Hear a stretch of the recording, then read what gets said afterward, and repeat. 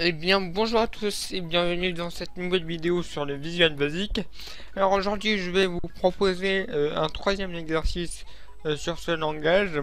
Alors, cet exercice va vous permettre d'utiliser notamment l'orienté objet. Donc voilà, donc ça vous empêche pas d'utiliser ce qu'on a vu avant, hein, bien évidemment. Donc voilà. Donc alors, l'exercice d'aujourd'hui sera simple.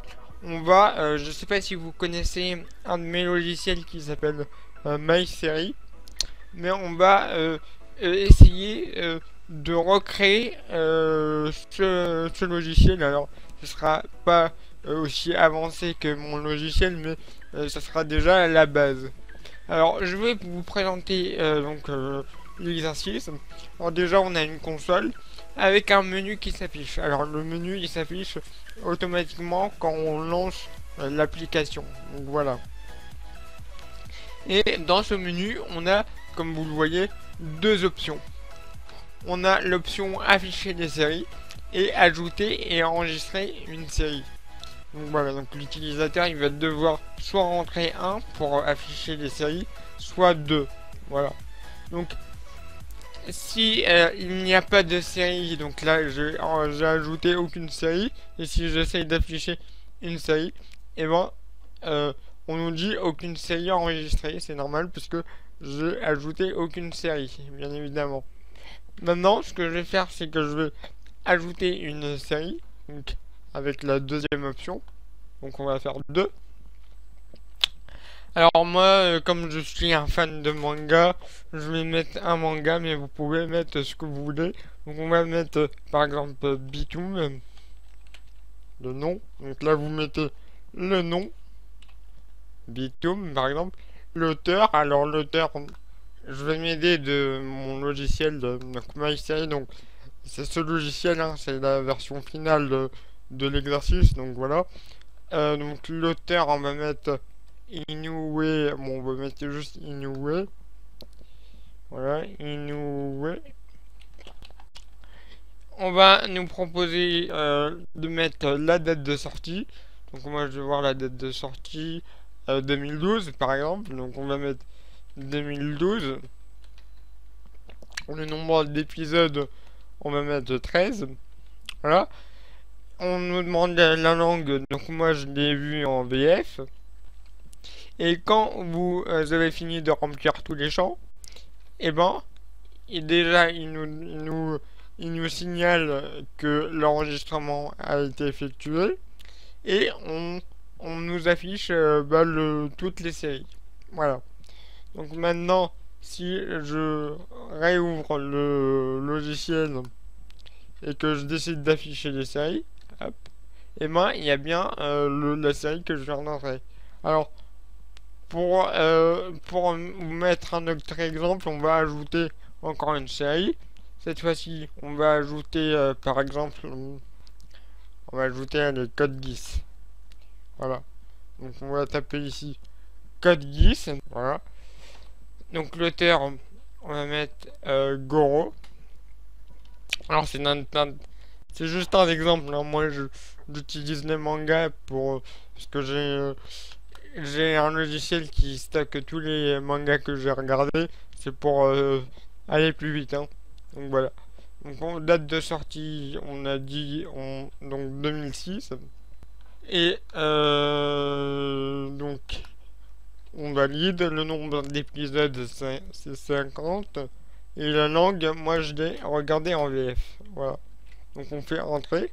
Et donc là, on nous affiche toutes les séries qu'on a enregistrées. Alors on va le rouvrir avec la première option, pardon. Voilà. Et donc là, on nous affiche les deux séries qu'on a rentrées. Donc voilà l'exercice. Donc alors vous devez utiliser euh, les comment dire l'orienté objet et tout ce qu'on a fait avant l'orienté objet, c'est-à-dire les variables, les boucles, les conditions et tout ce qu'on a vu en fait. Voilà. Donc alors oui, je ne vous ai pas dit, mais il faut pouvoir enregistrer des séries. Comme vous pouvez le voir, ici j'ai un fichier série qui stocke en fait toutes les séries que j'ai ajoutées. Voilà. Et quand le logiciel s'ouvre, bah, il ouvre ce fichier-là. Voilà, ce qui permettra de d'afficher les séries que j'ai déjà enregistrées et ne pas les perdre lors de la fermeture du logiciel. Donc voilà. Donc il faut pouvoir enregistrer les séries. Alors j'ai utilisé quelque chose que vous ne connaissez pas, mais c'est quelque chose de très pratique. C'est une variante en fait des variables tableau. En fait c'est comme des variables tableau, mais en plus simple, on va dire ça comme ça, et en plus comment dire, en plus cool, on va dire ça comme ça. Donc je vais vous montrer ça vite fait. Alors déjà, il faut importer le system.collection.générique. Donc voilà, donc ajouter cette classe à votre projet. Donc copier-coller, enfin ajouter cette ligne-là. Et on va pouvoir utiliser ce qu'on appelle les listes. Alors les listes, c'est comme les variables tableau. Donc on va déclarer une liste. Donc on va l'appeler liste. Et en fait, une liste pourra stocker euh, qu'un seul type de valeur. Alors elle pourra stocker plusieurs valeurs puisque c'est une liste, mais que d'un seul type. Alors pour déclarer une liste, on fait comme une variable normale. Donc Jim, le nom de votre liste, as, et sauf que là vous allez taper donc, le type de liste, donc c'est liste, hop, liste, vous allez faire tabulation, et là vous mettez off, alors off, et là on va mettre par exemple string par exemple, et on va dire qu'elle sera égale à new, hop, list of string. Alors là j'ai créé une liste de string, donc une liste de chaînes de caractères. Alors moi j'ai mis string, hein, mais vous pouvez mettre integer, double, vous mettez ce que vous voulez. Mais cette liste là ne pourra stocker que des valeurs de type string. Voilà. Et pour ajouter des valeurs dans cette variable, rien de plus simple. Voilà pourquoi les listes sont cool.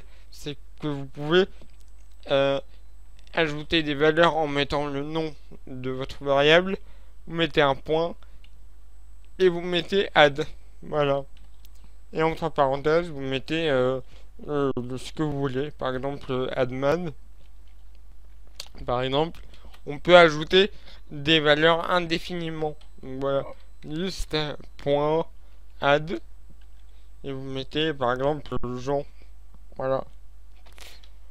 Et si vous voulez afficher une de ces valeurs, par exemple dans un console.write, et bien c'est exactement comme avec les variables tableau, c'est-à-dire que vous mettez donc le nom de votre variable, donc moi c'est liste, et vous mettez entre parenthèses l'index de la valeur. Par exemple, j'ai envie d'afficher admin, donc son index est 0. Voilà. Et si j'exécute, et ben vous allez voir que j'aurai donc admin d'afficher. Voilà. Et si je mets 1, et ben ce sera Jean. Voilà. Alors il existe plein de fonctions des listes. Vous pouvez voir les fonctions en tapant le nom de votre variable et vous mettez un point et là vous avez toutes les fonctions qui s'affichent. Pour savoir le nombre de valeurs qu'il y a dans votre liste, vous avez la propriété qui s'appelle count. Voilà. Et donc si j'essaye d'afficher la propriété count de ma liste, et bon vous allez voir que normalement il va m'afficher 2 puisque j'ai deux valeurs. Voilà. Vous avez aussi la fonction qui permet de supprimer une valeur. Alors vous en avez plusieurs de fonctions qui permettent de remove une valeur. Vous avez la fonction remove qui permet de supprimer une valeur juste avec le nom de la valeur. Par exemple, j'ai envie de supprimer adman, par exemple. Donc j'écris adman. Et vous allez voir que quand on va afficher le, le nombre de valeurs de notre liste, et ben, ça sera pas 2 mais 1. Voilà. Alors, vous avez une autre fonction qui permet de supprimer une valeur, c'est la fonction remove at. Alors remove at, ça permet de supprimer une valeur grâce à son index. Par exemple, je vais supprimer Jean qui a l'index 1.